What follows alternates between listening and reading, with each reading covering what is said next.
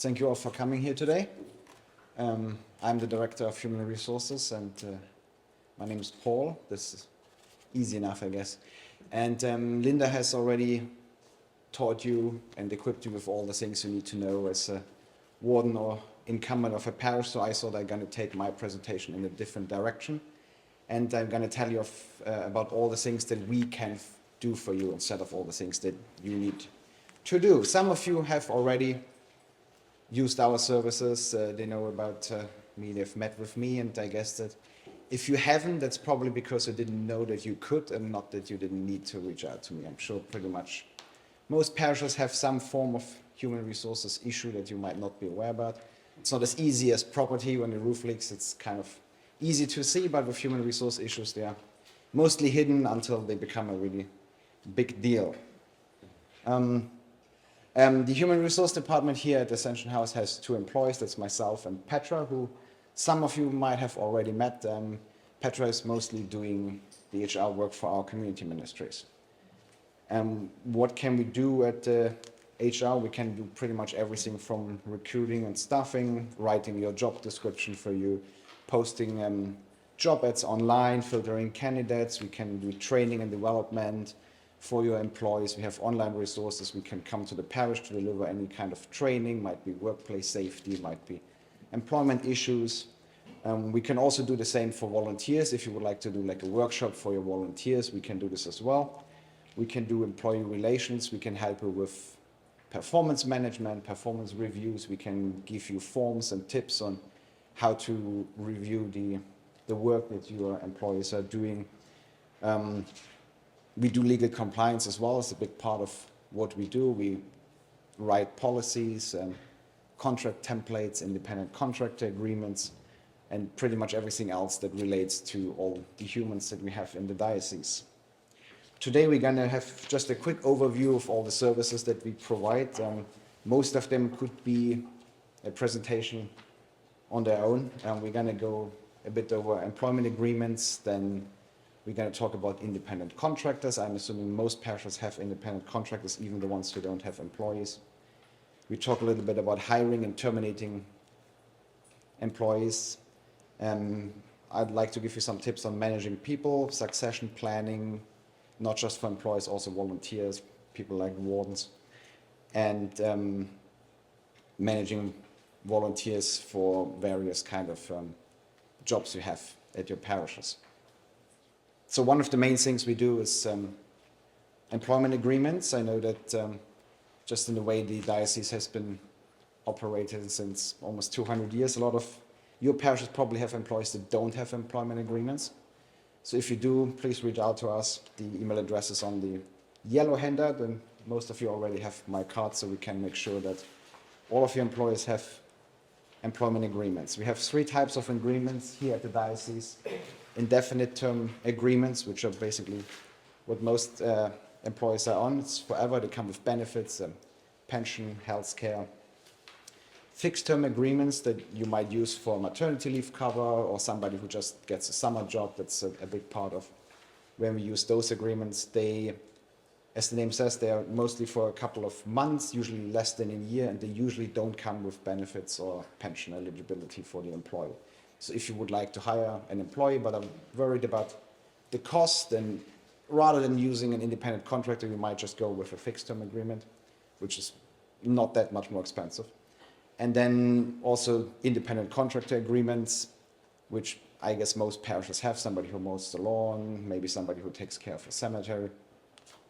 And all those agreements, they have to be signed by a member of corporation.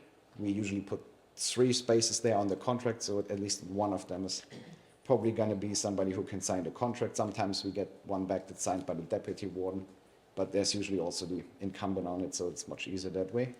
And there's one exception: an independent contractor agreement can be signed by the chair or the treasurer of a cemetery board.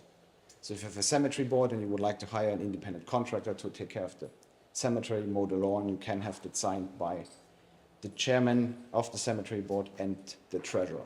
This is not strictly speaking in the CBRs, but just because it's more realistic and makes this more workable for most of you, it's just something that we also allow.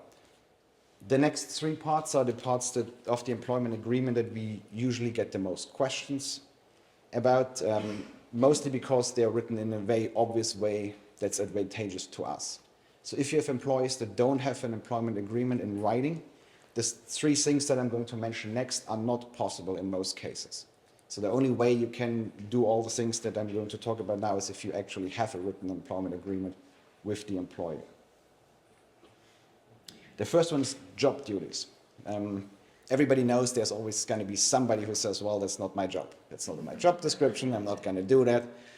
If you have a signed employment agreement, it specifically says that the employer retains discretion to change what is your job. So if you have a parish employee with a written employment agreement, you can basically get them to do whatever you need them to do, and there's not much excuse for them to not do it. And if there's any kind of questions around it, you can always reach out to us. And the second part of this is pretty small now to read. It says the employee also agrees to perform such other related duties as may be assigned from time to time. So again, you can just tell them to do anything that they need to be doing, even if it's not actually the main part of their job. And the last part of that, it's a very important thing that you also can't do if they don't have a signed agreement, is you are free to assign the work location for your employees. If you're in a multi-point parish, and let's say you have a parish administrator, a custodian, you can make them work at any of those locations, but again, only if you have a signed employment agreement. If you renovate, let's say, one parish office, they can work at a different one, even if they don't agree to. If you don't have a signed employment agreement, you probably can't, and if they don't agree to change the work location, you're liable to pay them a severance, and then that would end the agreement. The second part is working hours. With a signed employment agreement, you can tell the employer when to work. You can change if the needs of the parish changes, if the realities around your requirement for full-time parish admin, let's say, change, you can reduce the hours without this being a breach of contract, which you can't do if you have somebody who's been with the parish for 20 years and they've never signed an employment agreement. And then the termination clause. Here at the diocese, we usually terminate everybody without a cause. I recommend to never terminate an employee for cause unless they've committed a crime and the police is involved. This is pretty much the only way in Ontario where you can terminate an employee with cause. Yes, the policies and the contract itself might list a specific reason, let's say impropriety, some kind of other offense, but realistically it's usually not possible to terminate the employee for cause. Okay, and the next thing that's a pretty big issue at most parishes, because most parishes probably have independent contractors.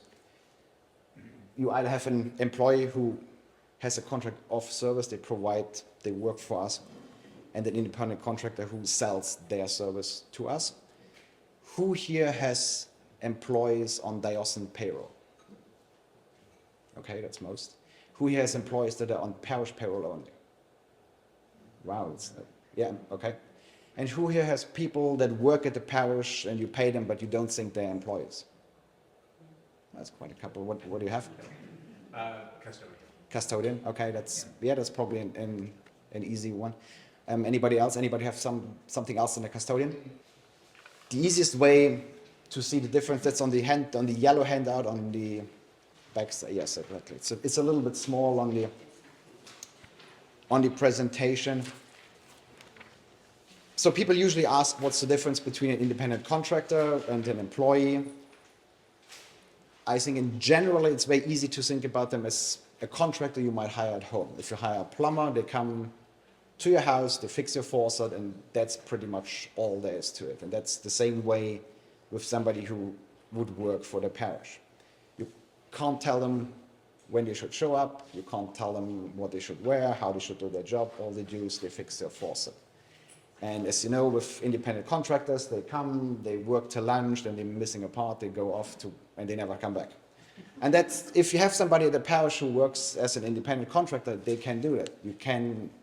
You hire somebody who mows the lawn at the parish church, they can come when they want, They can leave when they want, they can mow half of the lawn and then go, and you can't tell them not to do that. As soon as you start telling them when they have to show up, then they might become an employee. So for example, a musician, well, they can't come and go when they want, right? And right, so they have to be there doing the service because that's when they are needed. So this is one of the things. So we can go through this handout there. The first is the level of control we have. Like I said, if you have a contractor, a plumber, you have no control about what they are doing.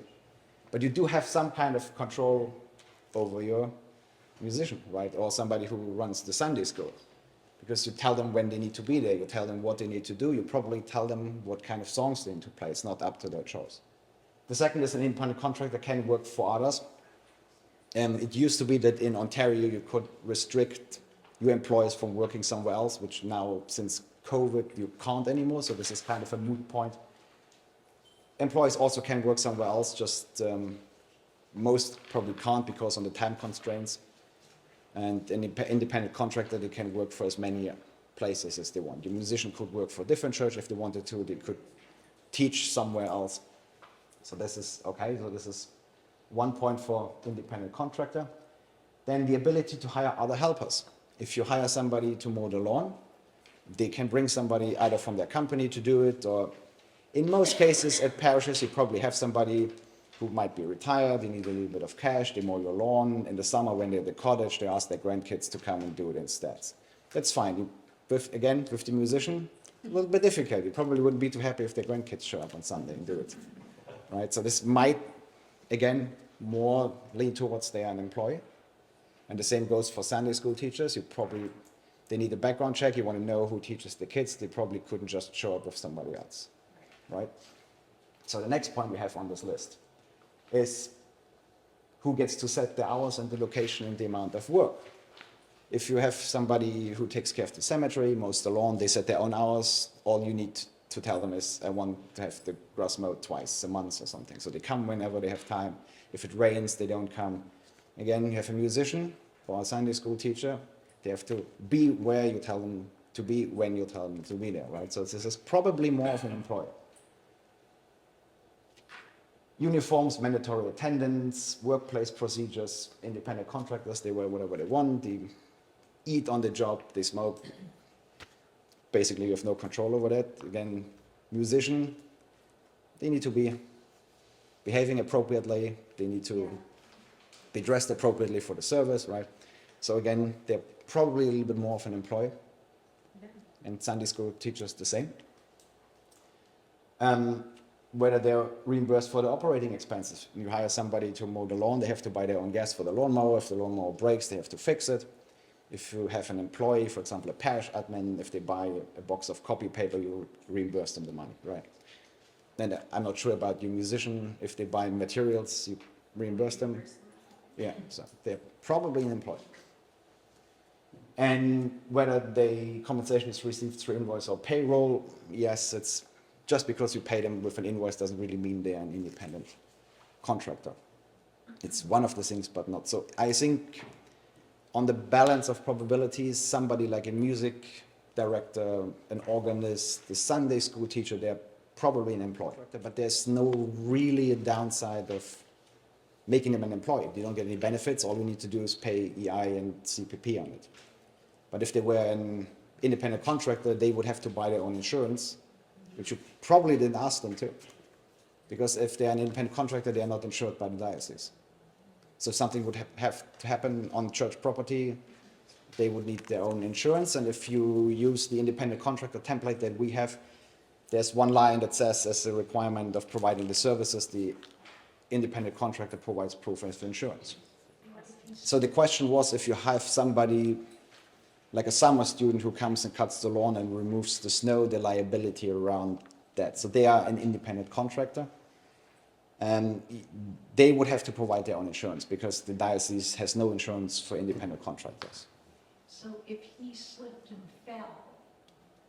As part of doing the job, for example, if you hire them to remove the snow, they haven't removed the snow yet, and they fall, then yes, they would need their own insurance for that. Because for third parties, our insurance pays if we are liable for the fall by not removing the snow, for example.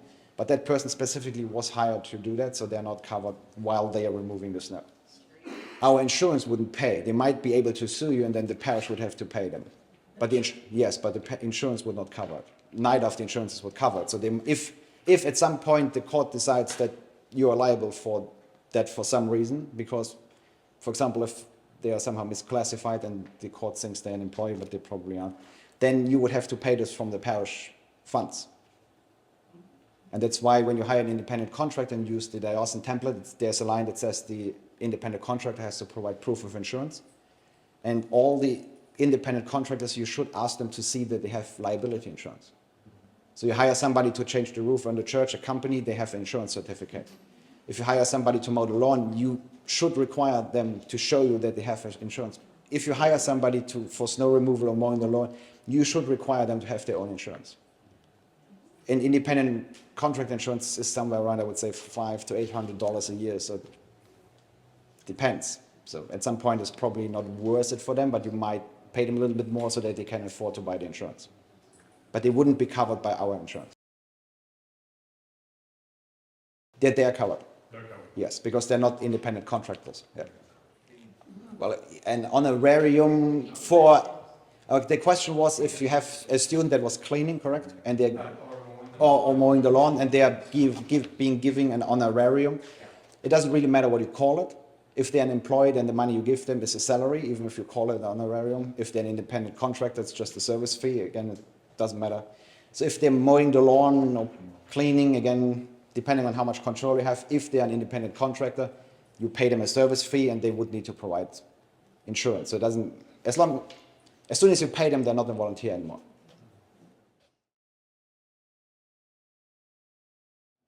They're an independent contractor. But yes, you should, but there's probably not a lot of risk involved. And if there's something happens to them, like they slip and fall, then it's not because of their work. It's probably something that was wrong with the building. So they might be covered, but I would check with Sanjay and Joel about this specific scenario. Yes, I think the cost for independent contractor insurance is somewhere between $500 and $800 a year, depending on the limit and depending on the risk of the work involved. If you have somebody who volunteers, who works as an independent contractor, let's say as a musician, their insurance fee would be lower than somebody who comes and fixes the church roof. And I realized that this, for most parishes, the reality is, you're going to say, hey, Paul, you're costing me money. No, I'm saving you getting sued. But yes, I realized that at some point it does not make a lot of financial sense for most people who receive an honorarium, who just in a way donate their time and get a little bit of money in exchange for that. But unfortunately, the legal reality is that it's just what it is. For some reason, our insurance does not cover volunteers when they're doing driving duties. So they would have to tell their own insurance that they're doing it, and it might not cost them more. But for example, I believe the question, one of our churches does a food bank, or some of them, and if a volunteer for the food bank uses their own vehicle to drive and pick up supplies for the food bank, they are not covered by our insurance. The gentleman just mentioned that they drive for Meals on Wheels, yes. And the only requirement is to inform their own insurance company. There's no extra cost, they just add it to the policy for free. So if you're driving, if you have volunteers that are driving, they would need to tell their own insurance company. Yes, so the first thing is, well, getting the word out, the same like as today.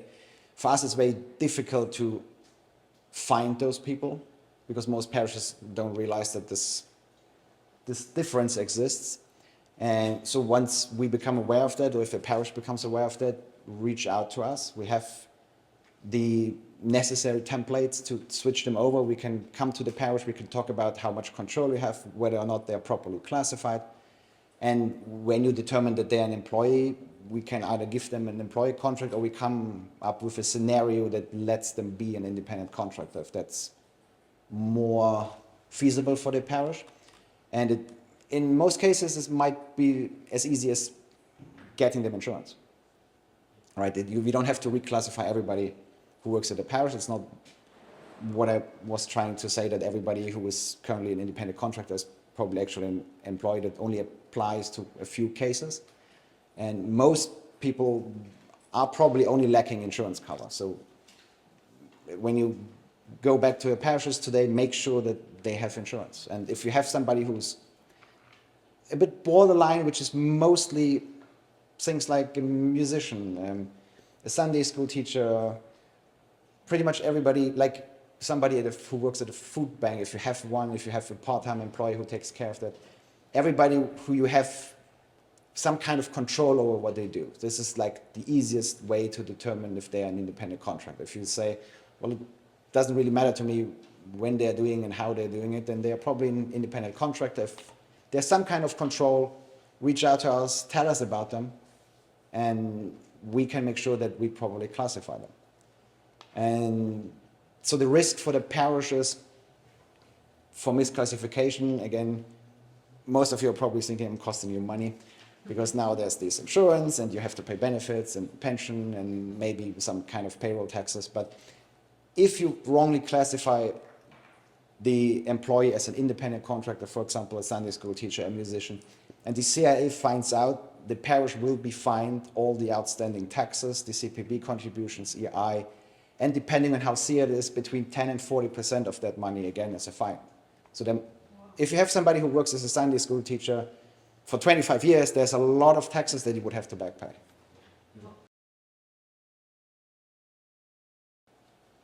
A month, yeah, pretty much a month per year, up to the maximum of 20. Yes, so this applies to every employee that parishes have, not just when you misclassify somebody and now they're an employee. It also applies to employees that don't have employment contracts, or employees that signed an employment contract 25 years ago. If you have somebody like this and for some reason you want to terminate them, most parishes, just based on the age of the employee and the time they've spent with the diocese, you're probably looking at somewhere around 18 to 24 months of their salary as a severance package. So it's very, very expensive to not properly classify them and to not have written employment agreements.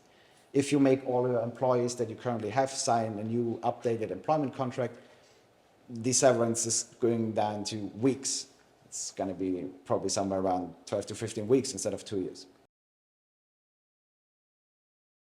The main reason most people want to be an independent contractor is because they don't want this to affect their taxes. A lot of them are retired and they get a pension. Yes, that is true, but well, technically, if you work as an independent contractor, you're also supposed to report it, right? So I think my advice would be, don't pay anybody cash. Well, that's, yeah, right, if you don't cut them a check, it's more difficult to hide for them, and in that case, it won't make any difference if they become an employee, right? Okay, so the next thing is hiring. Some of you might have a big area parish where you hire a lot of employees. Some of you might hire a new employee every 25 years when your parish admin retires and you need a new one. So a few of you have already worked together with us about hiring, and all the things that you see on the screen from application to the job offer is something that we can do for you. We can do all of them, or we can do none of them, we can do one of them. So we can help you with applications, we can figure out what your requirements are. If you come to us and say you need a summer student, you need a parish admin, you need a new musician, we can help you find out how much they should be paid. We can come up with the job description, we can write you the job ads, we can post them online. We have the HR system where you can look at all the applications. Some of you might have already used it. It's a great system that allows you to see everybody who has applied, and depending on the location and on the jobs and diocese have somewhere between 5 and 500 applications. So having it in one place is very, very handy, and we can help you with screening them. We can help you look at their resumes to make recommendations to who we think would be a good fit.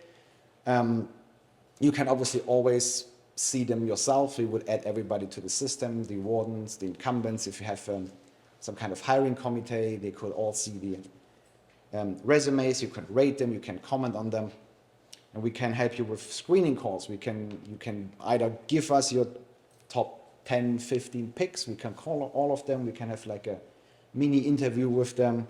We can help you pick them ourselves and write your transcript, and then you decide who you would like to see for an in-person interview at the parish. We can help you with in-person interviewing. I'll be happy to drive out to every parish in the diocese. It doesn't matter if you're down on the Seaway or up in North Bay.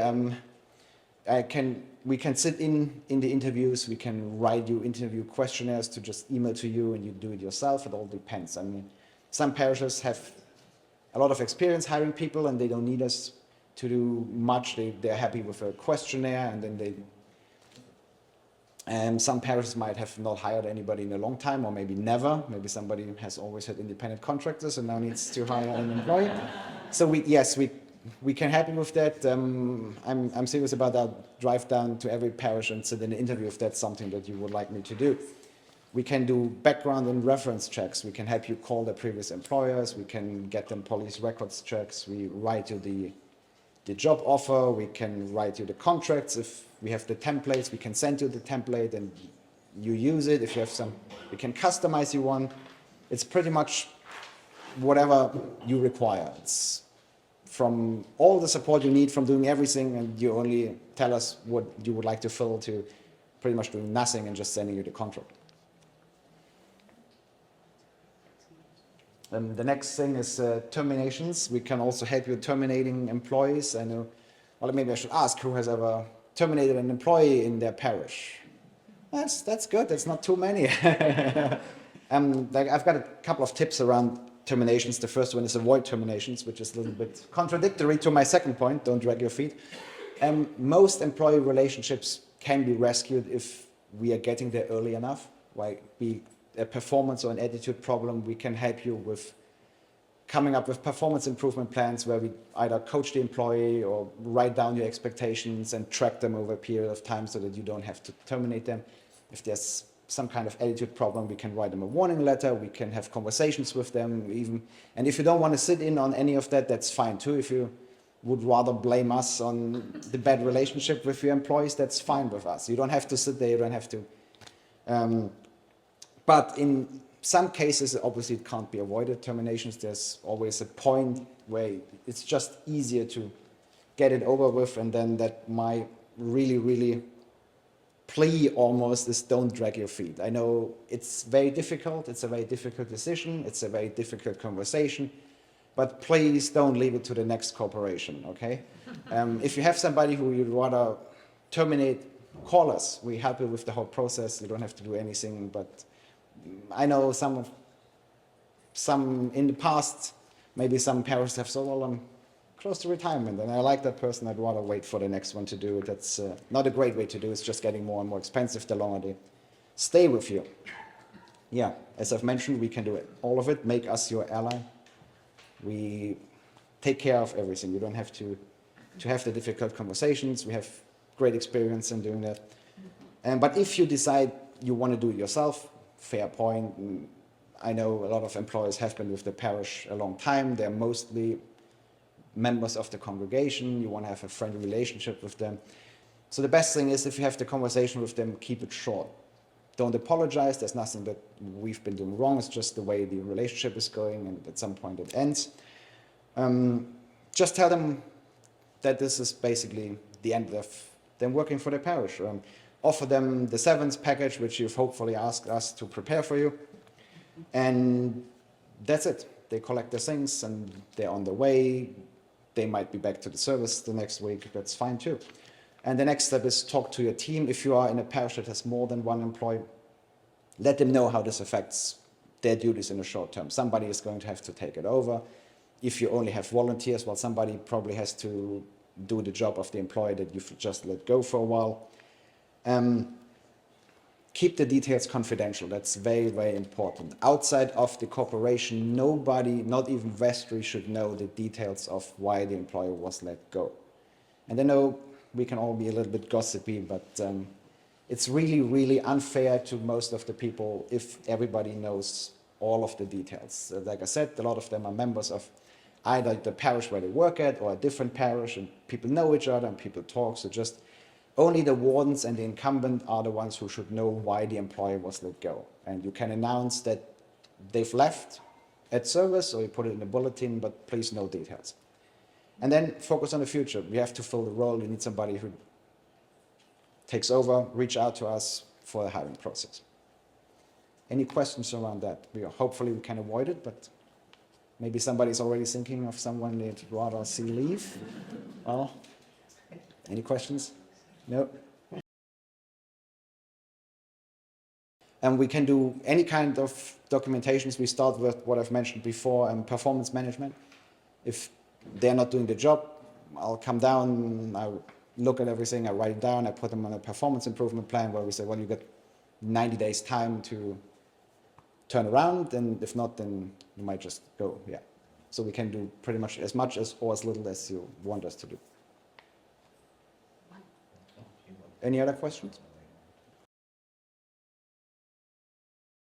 Yes, that depends on what led to it, but if you have an employee who offers their resignation, even if you need them, take it. Well, we did. Yeah, so, yes, and there might be scenarios where you're gonna go for termination, you have the meeting, you set it all up, they come in the morning, all aggressive and say, well, I resign. Okay, that's good.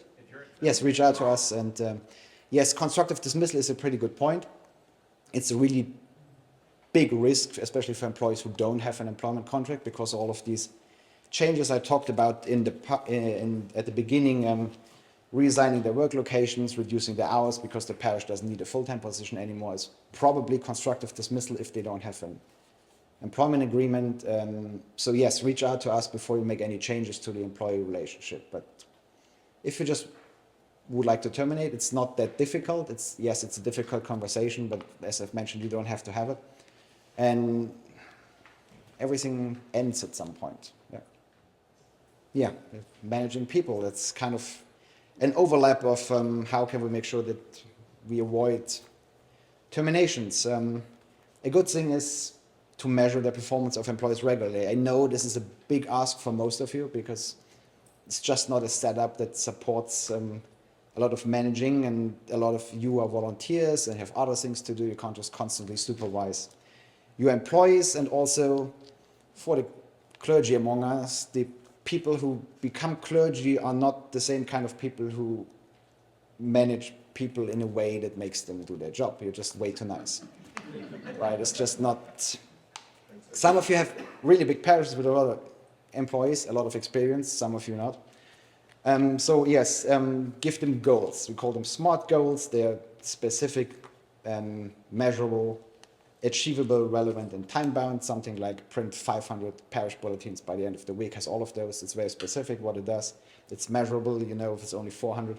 It's relevant, it's something that you need. It's not just some kind of job you give them because you want to keep them busy. And it's time-bound, so it's something that has an end date when they know that they've achieved it.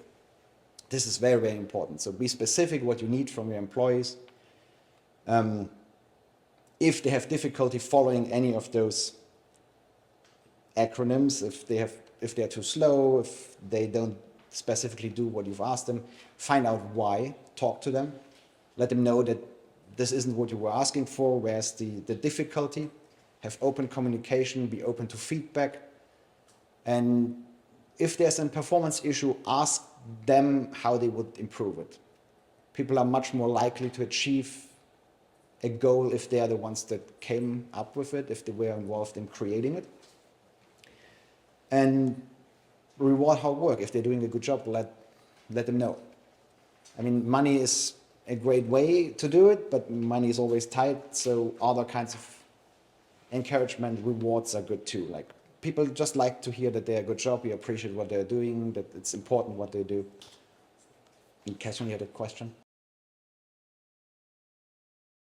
Yes, we can. We can provide you with the form with the questions. We can do different kind of performance review, whatever you prefer. It can be a 360 review where the employee writes their own assessment, and then you make a comment on it, and then you kind of have a conversation around it.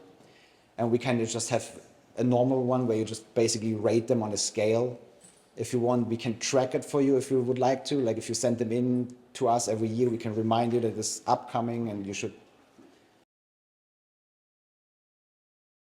Yes, so the question from David was about accommodations, either physical or for some kind of mental health accommodations that you know about. Yeah, reach out to us. Accommodations are very, very specific to the role, to the disability. we can help you with all of that. If you have an employee that you know has some kind of disability, it might be visible, so it's very easy. Just let us know.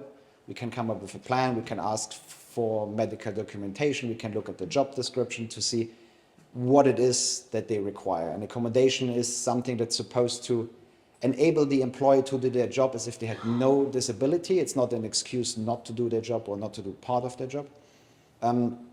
We can work around this. But this is something that I would really encourage you to reach out to us, because this is super specific to that one employee. No two employees have the same accommodation, even if they have the same disability. Yes, for things like a secretary, a warden, we have job descriptions that are going to be part of the CBRs at some point, I believe. But for employees, we do have specific job descriptions for all of those, like parish administrator, custodian, music director, organist, whatever you like. And you can also get the template. You can either work on it, you can let us know the specifics of your parish so we can adjust it. Yes, we do have those. It's just at the moment the only option is to reach out to us either from my card or the email address that's on the yellow handout. But at some point in the future, hopefully before the end of the year, most of it will be online, so you can just access it from there. So the question was, at what point you should bring a witness in for a conversation.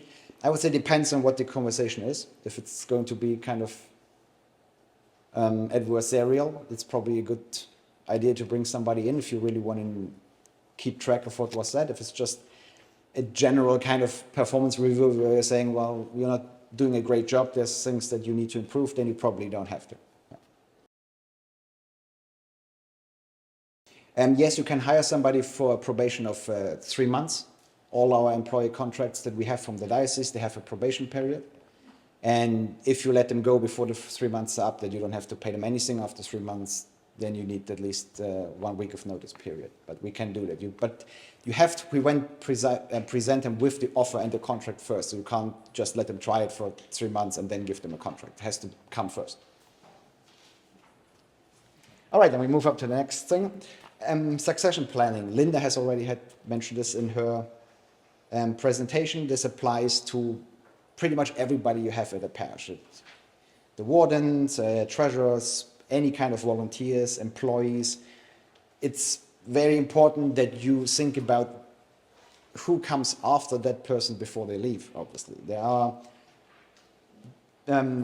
are jobs that are really difficult to fill, depending on the location. For example, music directors. This is something that's pretty difficult to fill, so you might want to think about if the music director you have is currently close to retirement, it's probably a good idea to already plan ahead and have somebody in mind. And a good way to do it is that you identify all the key roles that you need in your parish, be it volunteers, be it people that run the church bazaar, be it wardens, be it employees. And then you think about what is the requirement for them? What do you need them to do? What skills do you need to have? And then you go and do a talent assessment of the people that you have around you. Maybe there's somebody in the congregation who already plays the piano, and maybe they want to do it. Maybe you could kind of have them work together with the current music director in a way that's kind of like a mentoring, and prepare them for when the time comes and they retire that they can take over. And this also applies to wardens. That's why I have deputy wardens, which is in a way a mentoring or job shadowing kind of role. This can apply to every employee. Parish administrators, again, if you know somebody you would like to take over, you can reach out to them. It's, I know, generally not a good idea to have the people that are part of the congregation work in your office, but I realize that, especially for rural parishes, this is the reality. It's the only way you can find somebody, because they don't only have to be an administrator, they also need to understand the unique landscape of the church. And then you come up with a plan. We can help you, again, with templates if you need, where you can do like check boxes and then you prepare. And the last slide is volunteer management. For all the volunteers, it's important that you screen them. Most volunteers need a police record check, but this is not always necessary depending on what they're doing. Screening can also include that you know them. Somebody who's known to the congregation, somebody who has been around, somebody, maybe it's a family member of somebody. And if you have somebody who's new to the congregation, don't let them immediately volunteer. I know you're all really eager to get people to volunteer. But depending on what the volunteer role is might not be advisable. So if you have somebody who's new, the first day in the parish, don't let them necessarily become like a Sunday school teacher. Give them support, training, mentoring. Other volunteers can show them the ropes. We can provide them with training if you need to. We have great online resources, training, and everyone who is an employee, probably all the clergy at least, must have already gone to some of the required trainings, but we have more trainings than that. We can do food safety training. We can do pretty much any training that you can think of that your volunteers require, we can do that. Confidentiality, as Lena mentioned, keep their contact details confidential. I've been to a lot of parishes. Some parishes have the fellowship and coffee hour contact details written on a wall somewhere for everybody. Some, if you have a bazaar or a quilting group, maybe don't put the cell phone numbers and email addresses on the parish bulletin that then somehow ends up online. And again, for volunteers, same as employees, let them know if they're doing a good job. You want to keep them around, you want to keep them happy, you want to give them make them feel good about their volunteering. Yeah, so the question was around physical safety, I would say, for volunteers in like a food bank, where some of the participants might be a little bit more difficult to deal with.